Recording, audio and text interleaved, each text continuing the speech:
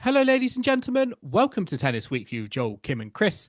On today's US Open quarterfinals catch up, Anisimova gets Wimbledon revenge on Swiatek, Djokovic sets up Alcaraz showdown. and Sabalenka to face Pegula in a 2024 final rematch.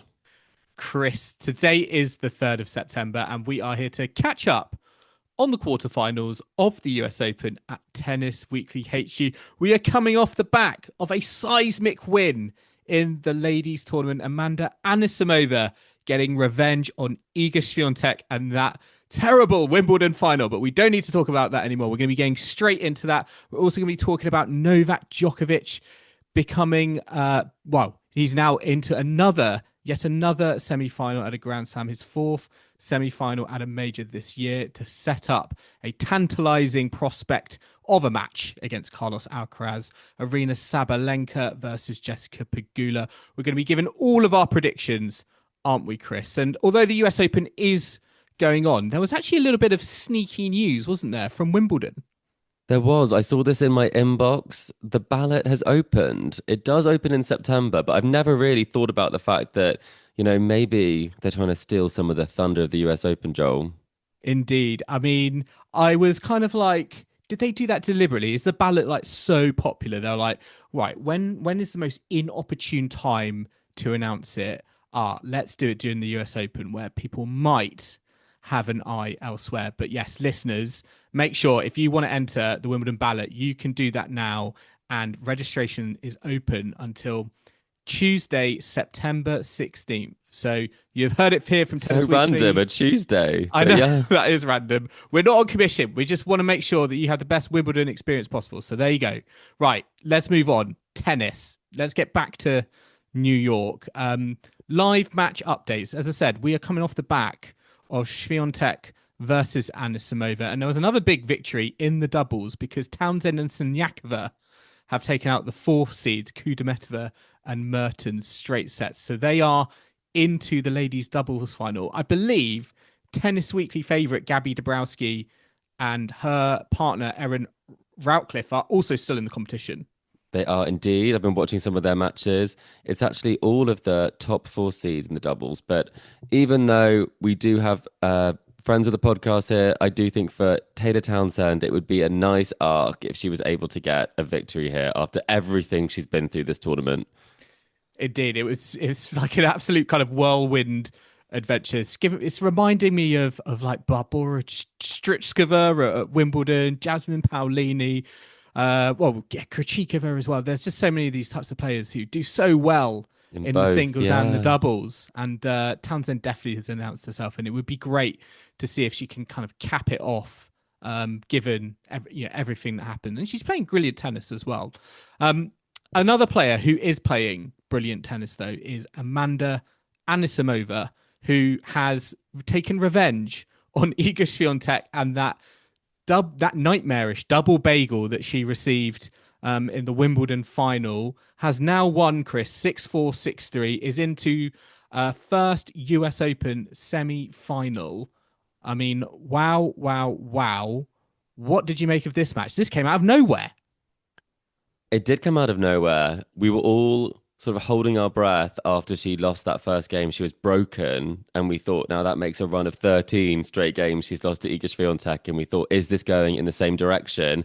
And we need not have worried because she played some unbelievable tennis, and clearly she's done a lot of work, both physically and mentally, since that result. And I'm just so pleased for her because that was one of the most humiliating defeats in recent Mm. tennis memory. I mean, it really was quite something. People who don't even follow tennis were asking us about that match. It kind of transcended just the regular tennis audience, and people became aware of kind of that final. And to put it behind, put it behind you so quickly. I mean, we're 7 weeks out from the Wimbledon final, and to reverse that fortune and win in straight sets, that's got to be a good feeling for Amanda. What was the key to the reversal in fortunes for Anna Samova against Swiatek today? What was different for you? Well, In terms of the tennis she was playing, it was so much cleaner. I think that's something that you really need to be on if you're Anisimova. I mean, her winners to unforced errors ratio was really not great at Wimbledon. She hit Mm. 8 winners and I think it was 28 unforced errors in the match. That's good recall, Chris. I know, I just have it to hand, you know me. It was particularly pertinent because the score was particularly memorable that day, Joel, I think. But today it was the opposite. She hit double the number of winners to unforced Mm. errors, and Iga didn't play badly. Pretty tight ship from her as well. But it was definitely a case that she was making more than she was missing.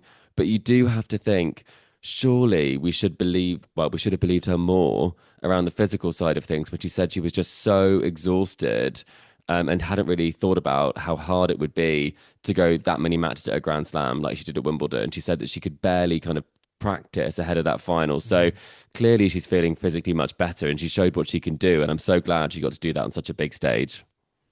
Yeah, I mean, in a weird sort of way for Anisimova especially, arguably you would have thought maybe the pressure was on even more at a home, a home tournament, especially given the circumstances of your opponent and what's happened so recently.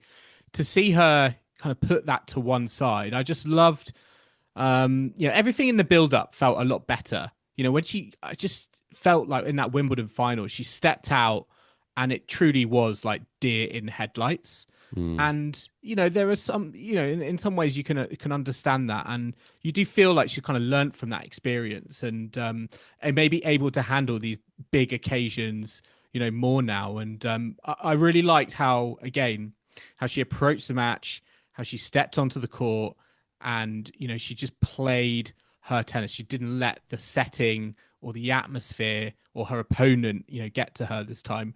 Granted, maybe it's a quarter final of a Grand Slam. Maybe it's not a final, and maybe that maybe has something to do with it. But I would also say, is there an argument? Like Iga Swiatek's level just was not at the level it was in that Wimbledon final, and perhaps it's not actually been at a Grand Slam winning level this tournament. I know some of the matches have been quite clean and easy wins for her, but that I don't think has necessarily reflected in the tennis she has played at times. I mean, she did also lose a set in that run all the way to the Wimbledon title as well. And then she did obviously go up a gear against Anisimova in many ways, even though Anisimova wasn't at the races. So I actually think from watching the match, sure, Iga Swiatek can play better, but she does have that sort of not great record against big hitters. No. And I think for once, Anisimova was playing her like the big hitter that she is. She was hitting huge shots. She was taking the time away. She was being really brave on her shots. And I think probably that's just the case. This is the worst case scenario. And you could hear kind of Wim Fissette saying, you've got to get her wide. And he said previously that one of the reasons why she doesn't do well against big hitters is she has a habit of just going hard straight back down the middle at them, and they quite like that sort of pace. She's getting not kind of doing the damage or getting the work on the ball that can actually kind of get them away from center. And I think that's something that she wasn't able to do as well as she'd like today. And I think Anisimova had a completely different mentality. So I was surprised that when she went up a break in the second set, that Anisimova was able to kind of peg her back in that situation. I thought, Iga's so good at turning matches around. And I think until that last point in that net cord, I still kind of thought Iga might get this one done, Yeah. I mean, I still early days in that second set when Swiatek went up a break, I was like, oh, we're going to be on for a late one here, because I could see this going 3 now. But again, from an Anisimova point of view, it was just great to see her bounce back from these situations, because again, at Wimbledon, she just crumpled so easily. It just is so impressive just to see that mental resilience given so what different, she's right? been through. Completely different. And she talked about in press after that Wimbledon loss the fact that in many ways you've got to see it for a positive. She was in a final, but also she said it was going to motivate her. And I think maybe it really did. And maybe it did make her more dangerous, because when you think about it, the worst possible scenario in tennis has happened. You've lost the Wimbledon final without winning a game. Like, if you get a couple of games against Iga today, I mean, that's a big result in comparison to what happened before. So maybe that did actually take some of the pressure off. But in between first serve, second serves, every single point, she was kind of like geeing herself up. She was kind of rallying herself. And you just think that's so much nicer to see because she has got the game. But again, if you're such a big hitter, you have to believe you have a chance of winning. And I'm not sure how she managed to believe it after what's happened to her, but she did. So on the ego side of things, I mean, she's had a I was going to say, great I year, think a hasn't few she? Iga Swiatek second serves Helped. helped. Yeah. Yeah, I they mean, did. it's interesting because I do think, there's been improvements in that area, of her game over the season. But then at the same time, I don't think we can expect like lights out serving performances, serving masterclasses.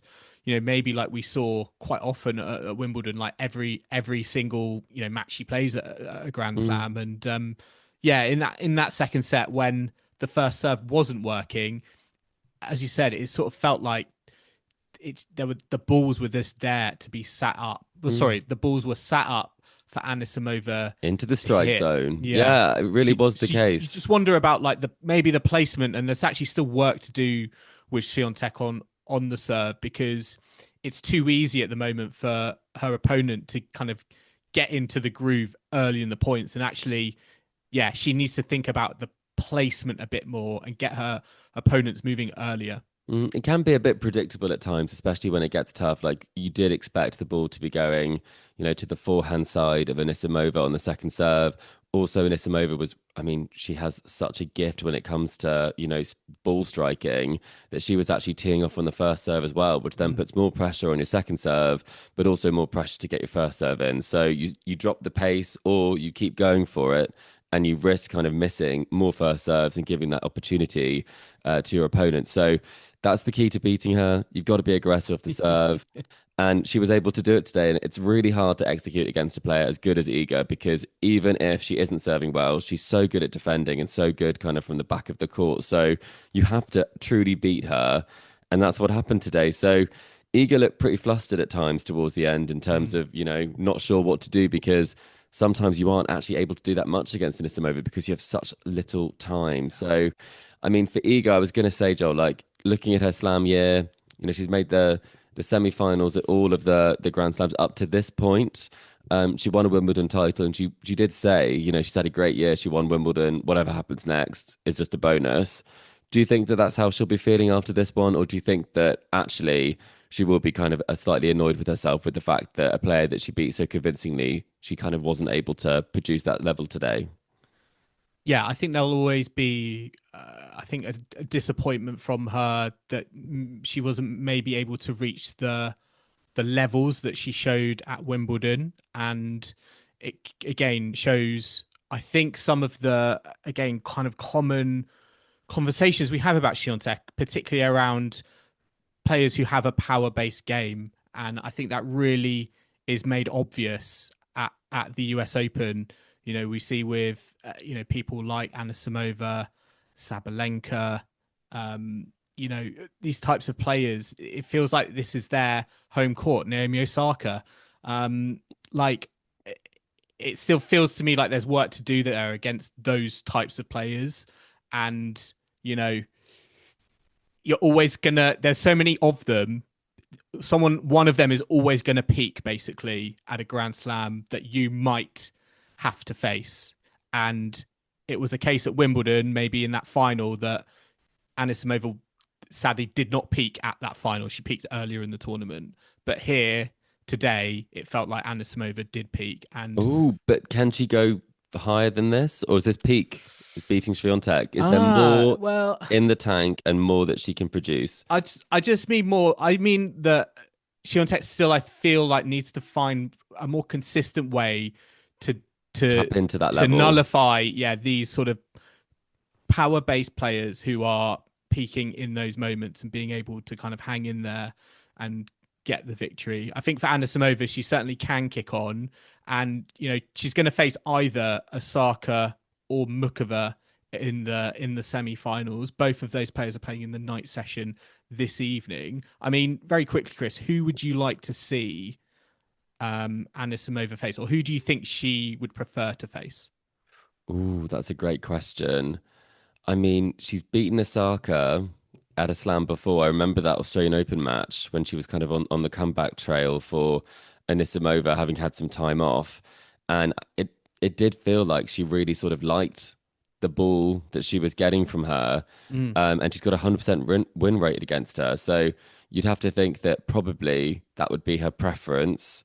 Mukova does sort of mix up the pace a bit more. You know, it can throw you off your game. You've got to be a bit more disciplined. But having said that, I mean, Mukova's played a lot of tennis as well, so there might also be more chances physically there if you're feeling good. But I'd say you probably would want to face Osaka at this stage because there's a lot riding on it for her, and it's more of a comfortable ball for you. Yeah, I would say so. I think Mukova has got a lot more variety, and I was there at Queens when we had the ladies final, and she just was not able to face a deal with was it Tatiana Yeah, Maria? that's when you had your one-on-one with her as well. Yes, Yeah, that was when you started all of this. Yeah. I know. I spoke to her after her semi-finals win, and I was like, "Oh, great! I've spoken to the Queen's champion." And then she went and lost to Tatiana Maria. So I agree with you. I think she would Well, you be might more speak to the comfortable. US Open champion. You never know, Yeah. Joel. I mean, yeah, I think she'll be more comfortable with someone like Osaka. Let's see how they get on. I mean, the other on the men's side, we do have Sinner Musetti in the night session. We'll come on to that in a sec. But the other completed match we've had in the day session, Chris, Felix Auger-Aliassime versus Alex De Minaur. Auger-Aliassime through a set down, coming through in 4 sets, 4-6, 7-6, 7-5, 7-6. Long match, 4 hours, 10 minutes. Auger-Aliassime into his second major semi-final. A 4-year wait between his first one and now I do believe that was back in 2021, also at the US Open. Where to start with this one? Because this just felt like a match that to and froed. One had momentum, then the other player did. I felt like De Minaur was going to be taking it to a fifth set. He was dragging it to a fifth. But to be fair to Felix, these are kind of conversations we've seen in his matches where he has sort of let go of the moment and not been able to come back from it. And the way he wrestled back that fourth set perhaps shows some of the development that he's made in his game and has enabled him to kind of reach these highs again that we were seeing from him, a little bit earlier on in his career. I mean, and the second set, he was down a set and a break, and then he kind of turned it around. So I think that's impressive from his side. I do think this was not a match necessarily of the highest quality, and I think nerves did play a really big role in it, especially for De Minaur looking to go further at a major for the first time. I mean, it was quite uncharacteristic, the number of errors that he hit, which is just not normal for him. It makes you think that there's something a bit more going on. There are a lot more double faults than normally you'd expect from him. And the first serve percentage was, I mean, it was super low from De Minaur. It was like kind of at 42% for the match. So that's not going to get it done. And I think quite often Felix did have a bit of help. That door was kind of, I keep talking about doors, but the door was reopened. I need a new analogy, but it was definitely a case that he wasn't necessarily able to kind of accelerate ahead. Maybe thoughts of what this meant came into his head. But it did feel like there was a mental side of things going on. And, we were talking about this earlier whilst we were watching it. It was almost like a I break, you break. And like a... who blinks first? Oh, exactly. Let's both blink at the same time. Yeah, and then see what happens. And, anything can happen in those tie breaks. And probably that tie break in the second set was the most pivotal moment because Felix did save set points. I think if you're Alex De Minaur, you'll be kind of ruining the fact that you didn't make it into the semi-finals of the US Open this time. Especially because he is now 0-6 in Grand Slam quarterfinals.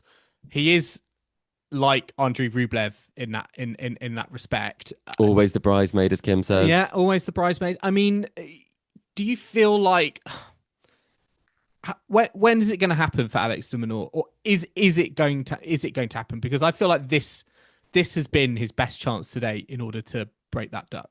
I mean, really good opportunity against a player who, if you make it close, you will have chances against. Felix is ranked below him. This is the perfect draw in a quarterfinal, and he didn't take it, unfortunately. Felix has really played well this tournament, but for Alex, I think I'm not convinced it will happen. I think there are enough players in the mix who would be able to beat him at this level. There's a lot of dangerous players, If you are in the sort of seeding he's at, you could always risk playing like a top 4 seed in the quarterfinals, or if his ranking does change, he could face Sinner or Alcaraz or a Djokovic. So this was as easy a draw as you could get. You know, the hard job has been done by Felix taking out Zverev. So, I mean, it's a big shame. He's such a nice chap. He's so talented, but he did just feel like he was underpowered today, kind of in all aspects of his game. Yeah, listeners, let us know. Where do you think Alex De Minaur can get to a Grand Slam semi-final? He is 0-6. Do let us know. We do have one men's match, as I alluded to, Yannick Sinner versus Lorenzo Musetti. Now, Sinner leads the head-to-head 2-0. I don't necessarily sense big problems here. But, Chris, the build-up has been made a little bit more interesting by the fact that the Canadian rapper Drake has put a bet on Yannick Sinner to win the US Open. $300,000. I think that's Canadian dollars, might be US dollars, not sure, but $300,000. He would collect over $500,000 if Yannick Sinner were to win. But the interesting thing here is that I wasn't aware of this. I don't know if you were. The Drake curse is apparently a thing because he's known to put big sporting bets on and them not go to plan. And he apparently put a bet on Taylor Fritz to beat Sinner in the US Open final last year. $210,000 didn't go his way. He's done a few others in other sports. Should we be worried for Yannick Sinner now because of the Drake bet? Maybe he's learned from, his lessons of previous betting. I mean, going for the world #1 and defending champion, I think that's probably a safer bet. But if you're Felix Auger-Aliassime, you're thinking, come on, Drake, show the Canadian contingent a bit of love here because maybe he wasn't as confident in Felix kind of getting a win today. Where's the bet on the home? Maybe Gabby Dabrowski will get like a smaller bet from Drake. I'm thinking it's not a bad one. We don't necessarily condone betting on this podcast unless it's for normally baked goods. I think that's fine. Or collector set, maybe the Slam Stream of Shame. Money. It's Drake's money. So and maybe it will fund the sponsorship for the Berlin Championships next year or something. It all comes back around. Maybe investment into tennis, but he hasn't got a good record. So Carlos Alcaraz might be rejoicing. So prediction wise, Sinner Musetti. Name, number of sets, what are you thinking? Surely Sinner in straights. I honestly think the same, unfortunately. I think it will be pretty a run-of-the-mill victory. Not even the Drake curse, I think, can upset this. Famous last words from me anyway, but I'm going to go Sinner in straights. And then, finally, Osaka versus Mukova. Their head-to-head, interestingly, is 2 apiece. They have played each other at the US Open a couple of times and have split those as well. Mukova actually won their last encounter, which was last year, in straight sets at the US Open. Where do you see this going? Oh, I'm going to say I think Osaka's going to come through it. I think it's going to be 3 sets. And I think physically Osaka has a lot more left in the tank. And I think the belief is there. And the history. And the history, yeah, I do. Not lost. Not lost, yeah. After she's made the quarterfinal. So I'm going to say Osaka's going to come through this one. Okay, I'm going to go... Oh, I'm going to go Mukova. Are you saying that because you want to be different? I think so. Yeah. Do I believe it? She made the semi-finals last year. That would be pretty impressive. Yeah. She made the semi-finals in last 2023 couple of years, and 2024. So, arguably the history is on her side there. I'm going to stick with Mukova. Mukova in 3. Okay. Well, I mean, who knows? We'll have to make a note of this, listeners, and then next time we speak, we'll have to figure out who did well. But if you're listening to this, please let it be known the matches had not taken place. And please give us kind of the benefit of the doubt because the prediction would have already been proven right or wrong by the time a lot of people will be listening to this one. The fear factor of recording when we do due to time zones. But, we're in the hot seat. Every single episode during the US Open. Right, we're going to take a quick break now. Do join us in the second half where we will be looking back on day 10 action, including how Novak Djokovic and Carlos Alcaraz set up another major showdown and whether Jessica Pegula can stop Aryna Sabalenka from reaching another Grand Slam final. So do not go anywhere. Welcome back to the Tennis Weekly podcast and on to day 10 at the US Open. And we have to start, Chris, with Novak Djokovic. Novak Djokovic is into yet another Grand Slam semi-final. We'll be getting onto the records in a sec, talking about his match with Taylor Fritz. But I think we just need to reflect on the historic achievements of Novak Djokovic, because semi-final, he's been in all the semi-finals of the Grand Slams this season at 38 years young. I mean, what an achievement that is in itself. That is crazy when you think about it. And it's also crazy when we think about it from the perspective of this hasn't been a great season for Novak Djokovic, when actually he's been there or thereabouts the entire year. He's not even played many tournaments. He hasn't. I mean, he's only won one title. And I mean, it was the important one, though, 100th title. So that's another record. But the Geneva 250, that is a very, very big title. Yeah, I think he went there with one mission and he left with the title. But he might be leaving with another title here. But I mean, for now, I mean, 7 times he's made it to all 4 slams. And to do that at 38, he hasn't done that necessarily every year when he was younger. So doing it at this age, I think, is kind of monumental. But it does kind of make you ask the question around his achievements. Like, this is why players like Taylor Fritz don't really get a look in, because players like Novak Djokovic over the years have been so consistent at kind of beating the best of the rest. He really does have a stranglehold, regardless of what form you might think he's in, regardless of what ailments you might think he has. He just seems to find a way. But I guess what is kind of interesting is that even though he is this kind of model of consistency over time, I still feel like with this season, we've not really kind of spoken about him as a true Grand Slam contender or potential Grand Slam champion. And I think one of the reasons for that is if you actually look at the semi-finals he has been in this season, they have just not been competitive. In the Australian Open, well, I say not competitive. I mean, unfortunately, in the Australian Open, that was competitive against Zverev, but he had to retire. And then at Wimbledon and the French Open, straight sets, I think, defeats in both to Jannik Sinner. Now, of course, Jannik Sinner is an unbelievable prodigy on the tennis court, and there's no disgrace losing to someone like him. But do you feel like there's any difference with this US Open and the fact that he's got Carlos Alcaraz on the other side of the net? It's a better draw for him, that's for sure. He did beat him in Australia, which actually probably did end up costing him the chance of going further. The points you've made around the matches he's had in semi-finals is that he has run out of steam. And that's what he's been talking about, that age catches up with you. And that's why he hasn't played like a lead-in tournament to this. He just played, 4 games of a mixed doubles in kind of fan week. That's all he's done because he didn't have enough left in the tank at semi-final stage. So he is dependent on matches not going too long, not because he's not in unbelievable shape, but because he's not a spring chicken like Jannik Sinner and Carlos Alcaraz, who can seemingly, go forever. I mean, AI, Jannik Sinner. I think if Jannik Sinner is AI, then Carlos Alcaraz is, something else. The Duracell bunny of the tour. But I mean, he doesn't have that luxury. So he needs to have a full tank when he gets to this stage. And I think probably based on his run this time, he might be at the best level of full stage that we've seen. He hasn't had a 5-setter. This one was very close, but I mean, he was still able to get it done in 4. He was indeed. I mean, Taylor Fritz did give a good go of it. And, it really did come down to, I think, who played the business points, the big points best. And that was Novak Djokovic, particularly on all those break point chances. I mean, Taylor Fritz failed to convert I think 10 out of 11 break points in the first 2 sets alone. Yeah, 2 of 13 for the match, Joel.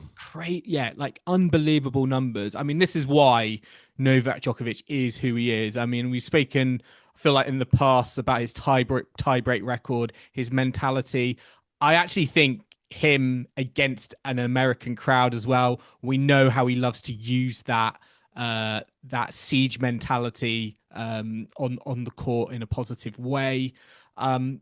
So yeah, it was interesting after the match. Djokovic said that he felt like he was lucky. Chris, how do you assess that? Do you feel like Djokovic was lucky to get the victory? When matches are really close, I think he's just kind of alluding to the fact that some of those moments could have gone either way, like a break of serve at a key moment. even though he did break Fritz's serve 4 times, it's not easy to break Fritz. So I think what he meant by that wasn't that he was lucky to get through, but it's one of those matches where even though it was 4 sets, you count yourself lucky to progress and to have won those big points. There's not a lot of luck when it comes down to it with Novak Djokovic because he is playing big points well. That's what he does. That's what champions do. I think he's probably being a bit modest there, because he was playing some great tennis. And you'd say that if he had, in fact, lost that match, he was unlucky to have lost it. So that's the flip side of things. But for Taylor Fritz, it's not necessarily a case of, unlucky number one. It's unlucky. Is this number 11 or 12 that he's lost to Djokovic so far? Yes. I mean, he is still searching for the W against Djokovic. Djokovic in the head-to-head is undefeated. 11-0. Chris, there are a couple of other players actually who Djokovic has an unbeaten head-to-head against.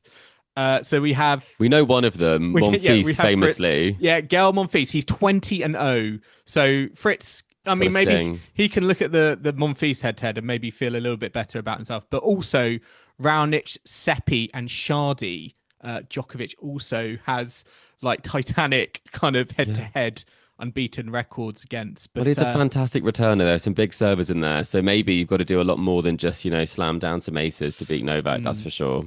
I mean, just talking about Taylor Fritz, I mean, I think he will obviously be disappointed in terms of how he played the kind of the big points. I would also add his first serve percentage as well.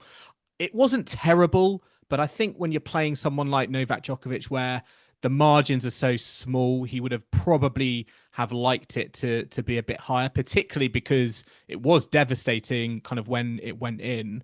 And I think just generally also his level of play. I mean, it felt at times both players were searching for their best form, and we didn't really necessarily see that perhaps until later on in the match, maybe in the fourth set. But were you kind of surprised with Fritz kind of his performance given? We had him on Ash in front of his crowd, and it felt like at times he was sort of scratching around for his A game. I'm not sure he believed he was going to win the match. I think when you have a record like that, it doesn't necessarily give you confidence in the moment. And, Djokovic is a player where the more you think, I've got a chance, the more you get yourself into a state where you think maybe you should be winning the match. Maybe this is the opportunity. Djokovic is 38. He isn't winning majors anymore, or, well, at least not for the last couple of years. So then you do feel more pressure as the younger player, the American on home soil. This is the time to get your victory, and you might not get a better chance against the greatest of all time. So I think pressure can get to people in very different ways. And when you're given like the perfect opportunity potentially to face Novak Djokovic at this stage of a Grand Slam and maybe make a point, you really want to make sure that you do that. And it can really get in your head. And, 2 of 13, break points 1, it speaks for itself, not playing the big points well. He only served 2 more aces than Novak Djokovic for the match, which just it ended on a double fault. I know. It was tough viewing. But Morgan Riddle, I'm sure she's made some money as well this tournament, and so has Taylor Fritz. Yeah, I mean, Djokovic is into a record-setting semi-final. He has now got the most Grand Slam singles semi-final appearances, men or women, 53 in total. He eclipses Chris Evert, who was on 52.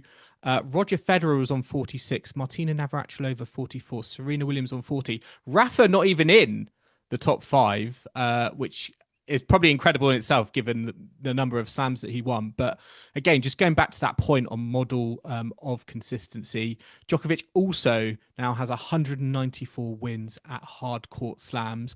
Chris, I guess the question is, the performance that Djokovic put in against Taylor Fritz, does it give you confidence that he can do the business against Carlos Alcaraz, or do you think he still needs to find a few more gears? Oh, that's a tricky question because I want to be the optimist here. I mean, I'm a big Carlos Alcaraz fan. I'm also He's not won a set yet in the semi-finals this season. I know, and I just think that Djokovic is such a fantastic player, but I do believe him when he says that age catches up with you and that he is struggling physically more than he has done previously. And I think there's always going to be a turning point. I do think it is quite strange when you think about the fact that he was so close to like completing the Grand Slam in 2023. And then in 2025, we're like, old age catches up with everyone. I mean, it's just a couple of years ago. And just 2 years ago, he did win the title here. So I'm hoping, again, that he is being a bit modest with some of those things and some of the images of him doubled over are just genuinely him recovering in a way that is, visibly looks like he's quite tired, but not that he is as tired as he looks. But long story short, I think Carlos Alcaraz has just looked way too good this tournament. I think this is the best he's looked at a slam coming into this stage, and he hasn't dropped a set. So probably better to play against Alcaraz than Sinner at this stage, given what's happened so far this year.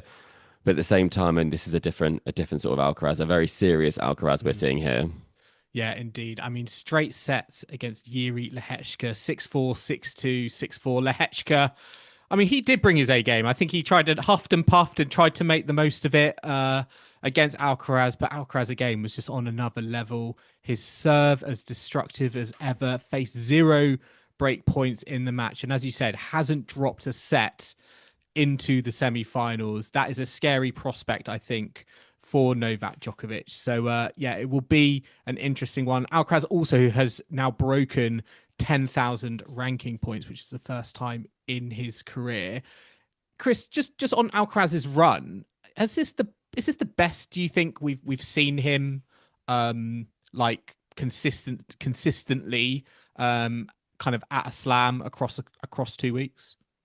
I think so. I think he's really dialed in. I think he was probably quite shocked by the way that he played in that final at Wimbledon. I think he is not used to being in that situation. He's not used to losing Grand Slam finals. So I think it definitely provided that extra motivation. I mean, there was no trip to Ibiza after Wimbledon. It didn't work out like that, did it, Joel? So he hasn't had the break. I'm sure he's been kind of straight down to work. But if he does, go far here, what I do think is quite interesting is the fact that, when he did go on that title run in 2022 at the US Open, I mean, he came very close to going out multiple times against Cilic in the round of 16. That went to 5. Match points down against Jannik Sinner in the quarterfinals.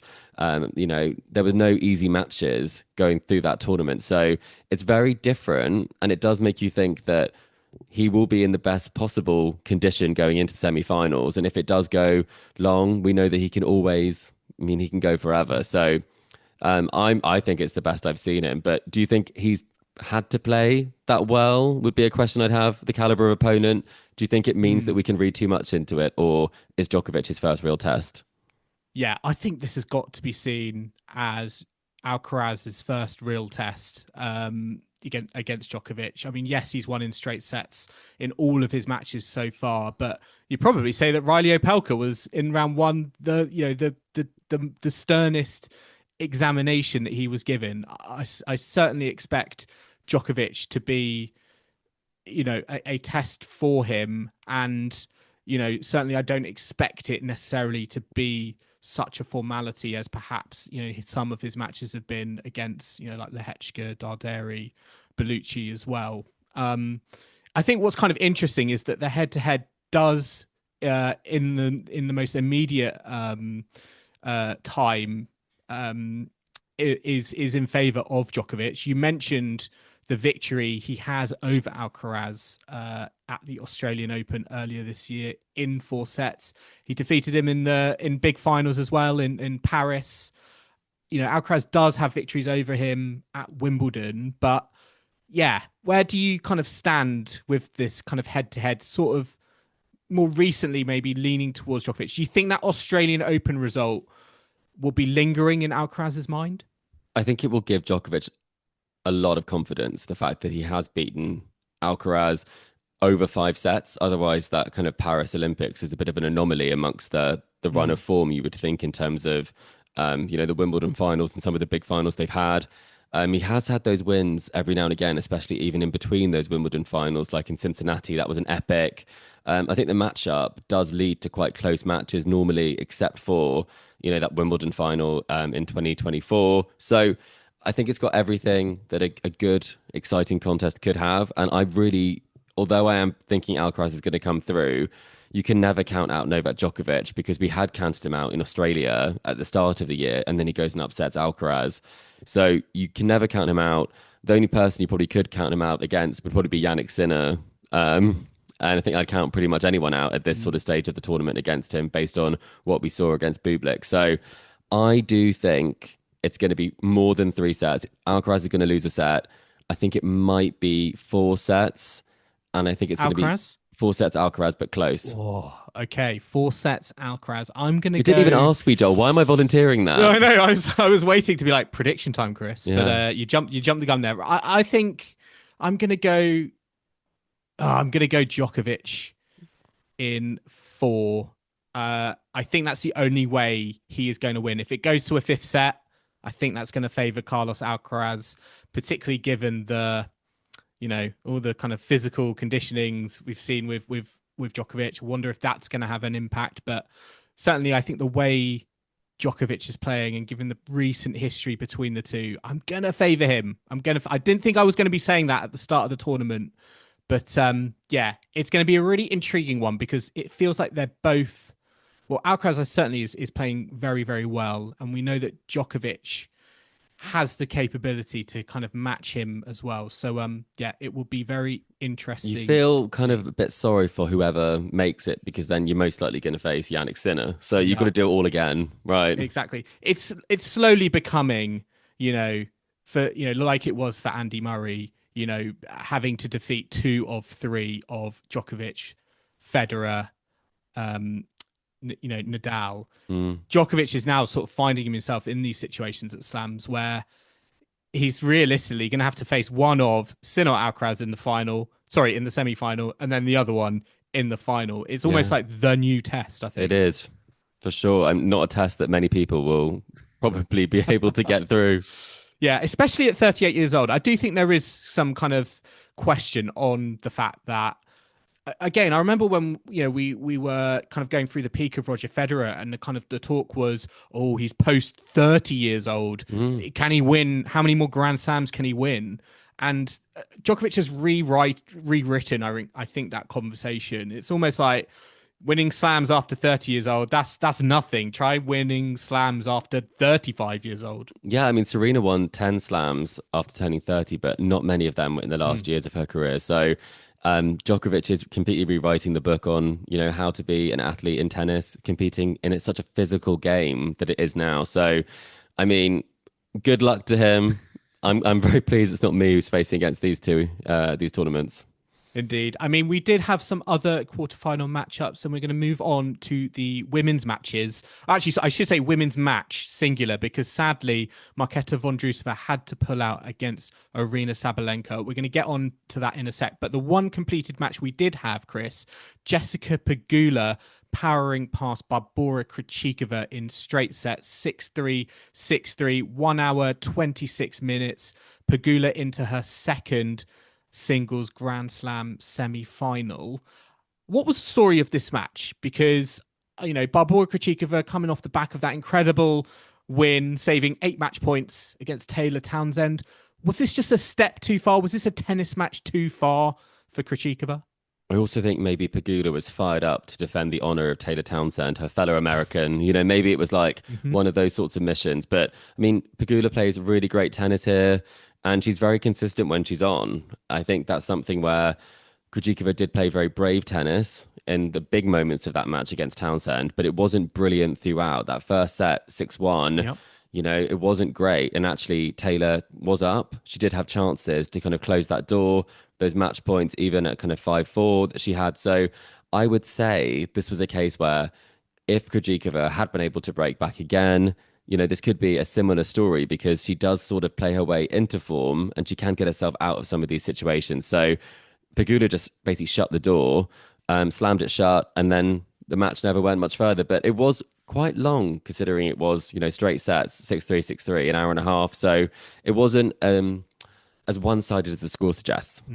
Yeah, I mean, Krejcikova was a little bit patchy at times, perhaps all her tennis, catching up with her. She finished with 24 unforced errors, 7 double faults, and only 14 winners. So, perhaps that had a little bit of an impact.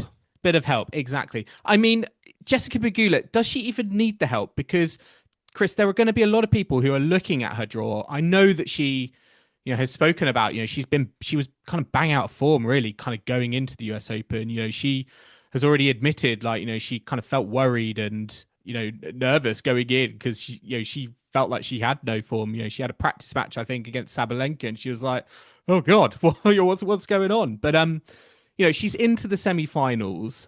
There are going to be people here, listeners, no doubt, who are going to say, who has she defeated? Because a lot of all the players she has defeated have been outside the top 50 in the rankings. Krejcikova, I think, is 62. Azarenka also, outside the top 50. Does that, it's giving me like Emma Raducanu kind of US Open champion vibes in terms of her run. But does that mean anything to you, or is it still impressive the fact that Pegula, no form, has been able to kind of come through and perhaps surprise herself? It's not the most impressive of runs, you've got to be honest, but at the end of the day, you can only beat the players in front of you, and draws are made to be broken. And all the players she's faced, apart from in the first round, obviously, have taken out players that they should probably not have beaten. And the first and second round, sorry, when you start to play seeded players, that's round 3. So she's beaten the best of the bunch that she's faced, but unfortunately, she hasn't necessarily had that stern test that you probably do need before you face a Sabalenka. Sabalenka is getting better with every match, she says. I'm not sure you can say necessarily the same for Pegula, which I think sometimes could be a bit of a problem. But having said that, she plays well here. She enjoys playing here. She's enjoyed playing in front of a home crowd. It's her most successful major. So it doesn't really matter how you get there, as long as you get to these situations like semi-finals, then who knows what can happen, because I think Sabalenka also has looked a little bit vulnerable despite having like more tests along the way. So hard to kind of make a definitive answer there, but she is winning matches. Indeed. I mean, Sabalenka, I think the draw gods have also been very, very kind to her because, I mean, books her in the fourth round and then a bye in the quarterfinals due to Marketa Vondrousova withdrawing. That is very, very favorable, two very favorable kind of things going in your favor. Yeah, a little bit kind of sad that we didn't get this matchup because I was really intrigued by, the fact that Vondrousova defeated Rebecca in the previous round. Could she do it against quite a similar opponent in Sabalenka? But yeah, it sadly was not meant to be. She had to withdraw, I believe, due to a knee injury. Quite interesting. I don't know if you saw this or if any of our listeners, but there is some footage on social media that shows the moment where, she was practicing and it just was like, this is not happening. Oh, it's just heartbreaking, isn't it? After everything she's been through, getting back into form, getting herself back into this scenario. And I mean, Sabalenka. It's sort of the story of her career. It like is. This slam run, defeat back to back top 10 players and then withdraw due to injury. So start and stop for her, unfortunately. She did really well to make it to this stage, and I think she could have been really competitive because she's playing such great tennis at the moment. But Sabalenka's sort of statement around her as well was very much saying like, oh, she feels so bad for her given the situation of coming back and then having to pull out. It's literally the worst case scenario.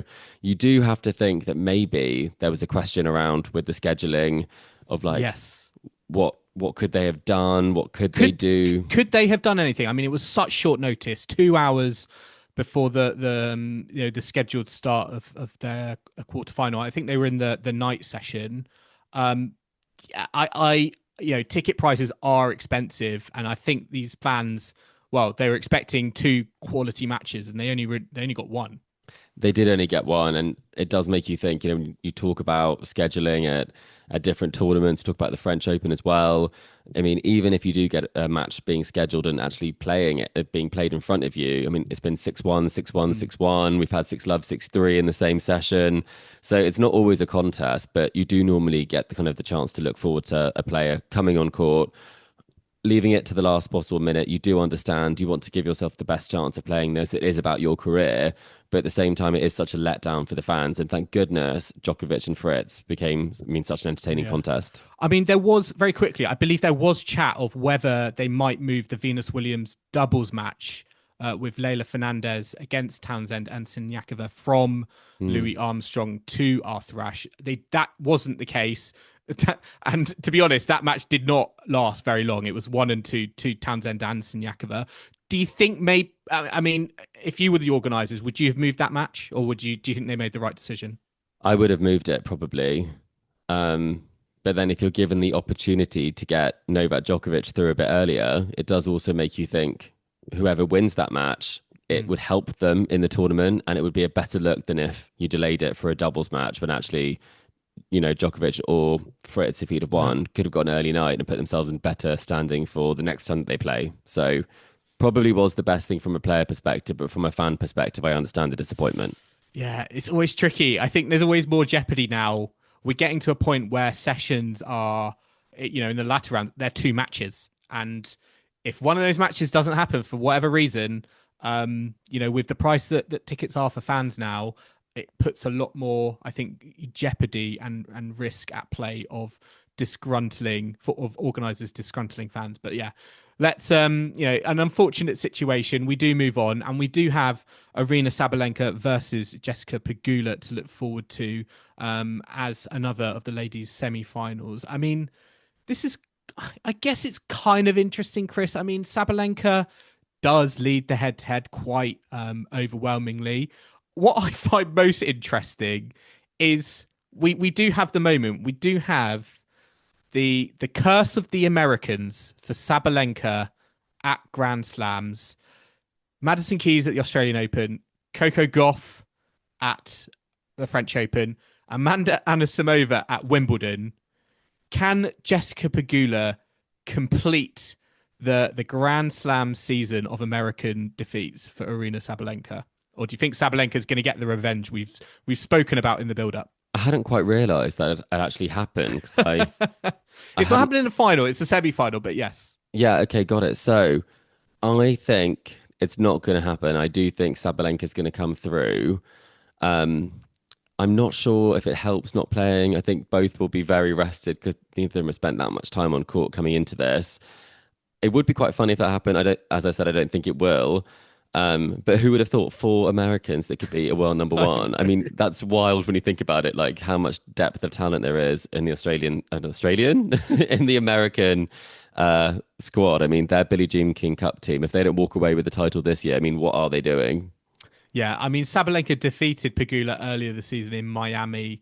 You would think a faster hard court does favour her, and she has the potential to overpower Pegula. So you've got to give her, the edge. The only thing I can say really, I think with Pegula is that, she loves playing on Arthur Ashe. She's got a great record on Arthur Ashe, and she's very well rested. I was looking at the stats in terms of minutes on court going into her quarterfinal. She was comfortably like the least amount of time on the tennis court. Kim would say she's the least good bang for your buck JPEG so far at the US Open. Last year, the final it's a repeat, obviously, of last year's final, and that was actually very entertaining. It was so close to going to a third set with Jessica Pegula actually up in both sets, I believe, and then kind of not coming through them. So I would... What are you going for? What are you going for? I actually think it's probably going to be I'm going to say 3 sets Sabalenka, but it's going to be tight and exciting. I'm going to go the complete opposite. I think it's going to be Sabalenka straight sets, and I don't think it's going to be I just don't think it's going to be that interesting. Okay, we've gone completely different. So hopefully someone is closer than not. Well, we won't have long to find out, but we are definitely looking forward to all of those matchups. Semi-finals are upon us. Very, very exciting indeed. We're going to end our latest catch-up of the US Open here at Tennis Weekly HQ. We hope you've enjoyed the ride with us once again. Remember to subscribe so you don't miss a moment of action from the US Open as we head closer and closer to finals weekend. You can find us on Apple Podcasts, Spotify, YouTube, and all your favorite podcasting platforms out there. And if you do love what you're hearing, then make sure to leave a rating and a review on Apple Podcasts or Spotify. It really does help us. It helps grow the show. And if you're enjoying our video episodes, then please do hit the like and subscribe button on YouTube as well. If you'd like to stay connected with us, we're on all social media. We're on Facebook, Instagram, YouTube, TikTok, X, and Threads, and the handle for all of those is Tennis Weekly Pod. And if you'd like to email us any questions, we do mailbags outside of Grand Slams, or we might be able to kind of take a question across finals weekend if it's of particular interest. And you can email them at tennisweeklypod@gmail.com or visit our website, tennisweekly.co.uk. And we're going to be back on Friday for a women's preview of the final for our US Open coverage. But until then, it's goodbye from Chris. Goodbye. And it's goodbye from me. Thanks for listening, and we'll catch you next time on Tennis Weekly.